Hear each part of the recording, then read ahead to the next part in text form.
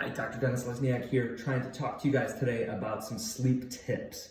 Sleep is one of the most overlooked aspects of life that can help make everything better. Only second to water consumption. So people like those quick fixes, right? Well, I'm going to give you guys a few quick fixes that can make life considerably more enjoyable if you follow the advice.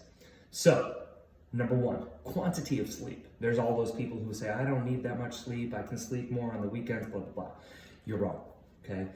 3 consecutive nights of sleep of less than 6 hours, and you will fail a sobriety test. You will be operating at the same level as a person who is legally intoxicated, okay? Meaning your reaction time is slower and off, okay? You will have mental fog. Your decision-making ability is impaired. And especially if we're coming down to work, making big decisions, important decisions, dealing with important things, it's not a good place to be, okay?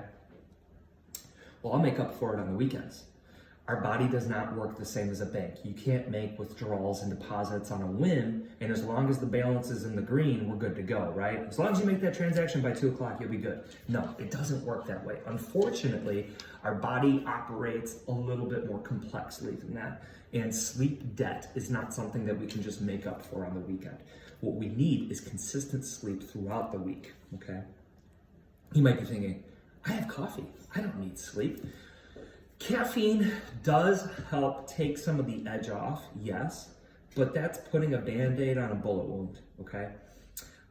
Proper sleep will do so much better of a job for you than the caffeine will, and it is not a good long-term effect. You might be thinking, well, I've been doing this all my whole life.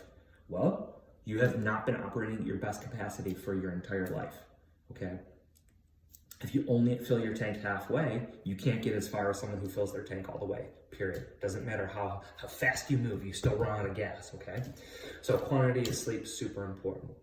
2, this is the easy one, room temperature. Ideal sleeping temperature is 64 to 68 degrees. Why is that important? Well, a cooler room will allow our body to cool itself down, and that helps promote deep sleep and full sleep cycles. That also increases testosterone production at night, which is important for everybody, guys or girls, regardless of age. It helps restore the body. So 64 to 68 degrees at night is the ideal sleeping temperature. That will help, again, get more restful, full sleep. What we do in the 60 to 90 minutes before bed is also really important. Ideally, we shouldn't be watching any TV and using any screen devices. I know I just lost a bunch of you right there, right? Oh, I can't do that. So what can we do, and why is that important? Well, it's important because the devices that we use all day long produce and emit blue light. It's the same kind of light that the sun produces, and what that does is it goes into our eyes and it tells our body that it is time to stay awake. It decreases the production of melatonin. You may be like, oh, I take melatonin and I'm fine. Melatonin supplements are pretty tricky. One, our bodies need such a different varied amount that taking a supplement, especially for children, which I see a lot, is not a good idea.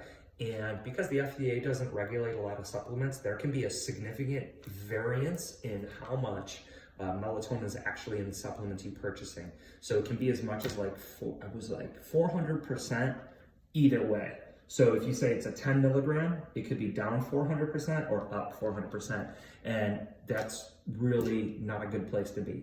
So there is another solution that you don't need to turn your phone off and you can watch your Real Housewives or whatever it is that you're watching. Just go on Amazon, buy blue blocker glasses. They're like $10. They're not the most fashionable things, but they will stop that blue light from penetrating into the eyes, and that will improve our regular melatonin production in that 60 to 90 minutes before bed, and it will promote more restful sleep. Remember, melatonin helps our circadian rhythm. It tells you when to go to bed, and it tells you when to wake up, okay? So that's another one. So that's number 3, and then number 4, it's a 2-parter. 1, caffeine consumption should be significantly decreased at least 8 hours before bed. Why?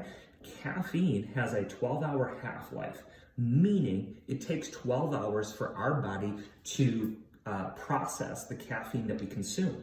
So if you want to go to bed at 10 o'clock at night, you should stop caffeine consumption at least at 2 o'clock, right? Give ourselves 8 hours. I hope I said 10 o'clock and 2 o'clock.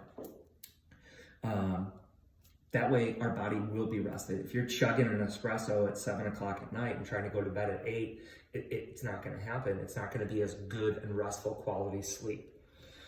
The flip side of that, some of you might be like, well, you know, I have an alcoholic beverage and an adult beverage to calm myself down at the end of the night. Alcohol does not provide sleep. It provides what we call unconscious time. You do not recover as well. You do not have full sleep. You do not have full sleep cycles, REM sleep, and things like that when you're consuming alcohol. I've seen it with tons of athletes, tons of people that when they even have just one drink, it significantly impacts their recovery. So those are the tips for sleep. 1, make sure we are getting consistent sleep, at least 7 hours, 7 to 9. It could even be higher depending on how active you are. 2, cool down your room to 64 to 68 degrees.